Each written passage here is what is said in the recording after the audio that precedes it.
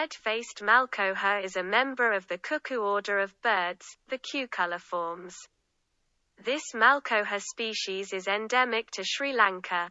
This is a large species at 46 cm with a long graduated tail. Its back is dark green, and the uppertail is green edged with white. The belly and undertail are white, the latter being barred black. The crown and throat are black, and the lower face white. There is a large red patch around the eye and the bill is green.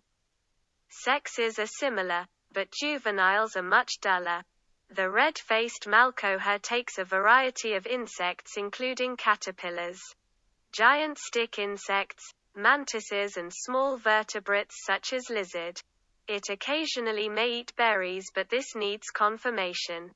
The red-faced malkoha is a bird of dense forests, where it can be difficult to see despite its size and color. It nests in a tree, the typical clutch being 2 to 3 eggs.